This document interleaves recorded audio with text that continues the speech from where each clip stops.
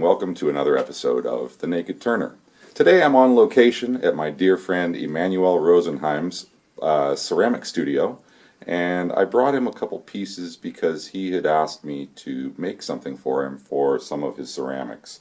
I was very inspired by Miguel Sanchez's pieces of sort of wooden fruits, pears, apples, different shapes that he had done, and the little stems that he had used to create the finishing touch on those pieces. And so I was inspired by Manny's piece, which reminded me that it looked kind of like an Asian pear to me. And so I started thinking about making some kind of off-center, wobbly shaped poles for it. And so I came up with these two shapes.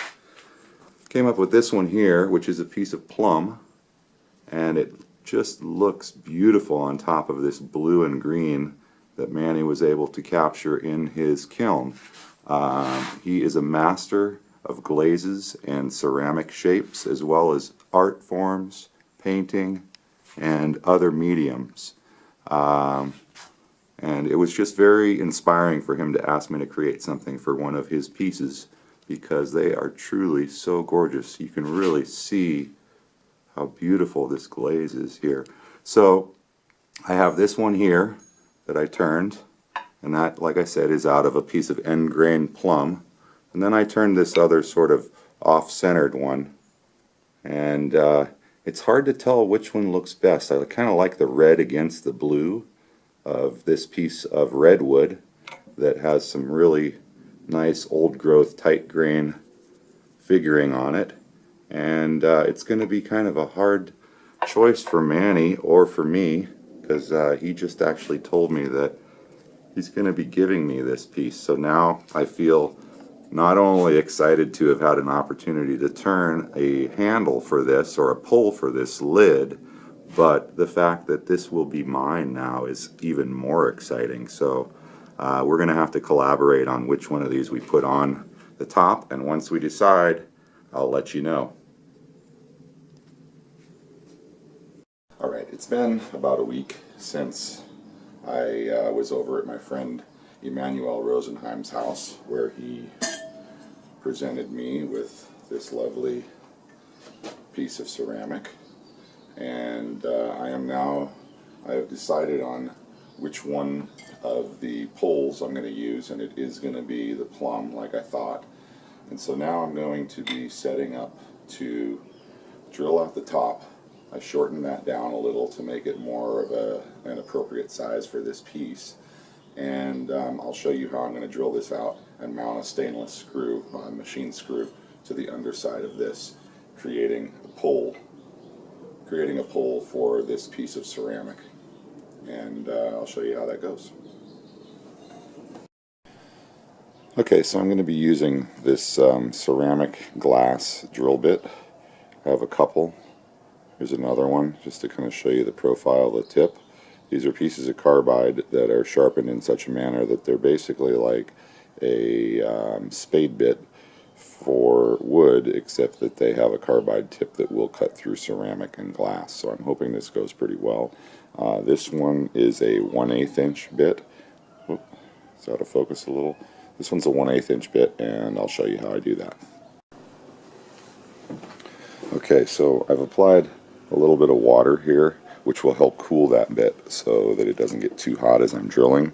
And then if you notice, my hole on here is ever so slightly offset in one direction. So instead of drilling exactly in the middle of this little depression here, I'm going to try to start my hole ever so slightly offset.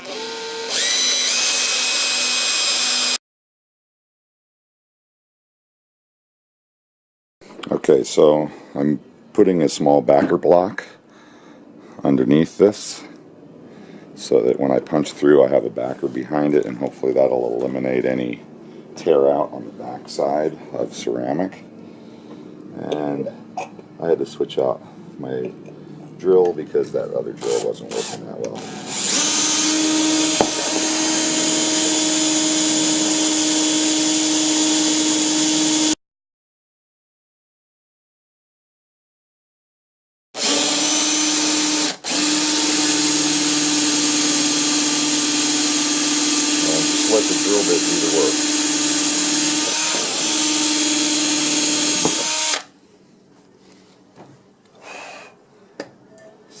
have a mark on this underside yet. No mark yet. So we're doing good. Keep drilling from this side. Flip it over. Put a little water on from this side. And then finish my hole from this side. And that'll help eliminate some tear out, potential for tear out. Alright. See that? Hole came out real nice. And now, just wipe it down.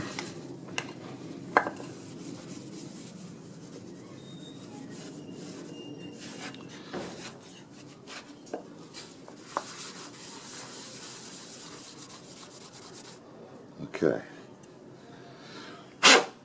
So what I'll be doing here is coming through from the back side with a stainless steel screw, and I was thinking I might use a piece of brass, but I decided that I wanted to use stainless instead. So that'll come through just like that into my handle. Here I already have a hole that's been drilled, and I threaded it just by making a tight wood hole and then threading the screw on. So what I'm going to do, just to help lock the threads, is I'm going to put a tiny dab of wood glue down into that hole, and that'll kind of act sort of like a Loctite on those threads, and it'll just help it. The wood will swell a little bit around it, and then the glue will dry. So I have a little bit of glue here on the end. I'm going to get rid of some of it to eliminate squeeze out. Get rid of some of that. Okay, and now coming in here and starting the thread process on that. And there we go, it's threading. And then I'll just take my screw gun and tighten up on that thread until it's tight. Rotate the handle in the appropriate direction, and then tighten it up a little bit more. Okay, and there it is. So there's that. It's the pull for this. Orient it right there. And there we go. Let's see. There we go. Let me widen out here a little. Came out real nice. I'll take a few stills to show you. Alright, so here it is, the finished product. The pull on Emanuel Rosenheim's beautiful cookie jar ceramic. And I think it turned out really nice. It's very fitting. I did shorten it down by about 5/16 of an inch to maybe almost 3/8, and there it is, finished product. Once again, thank you for watching another episode of The Naked Turner, and happy turning.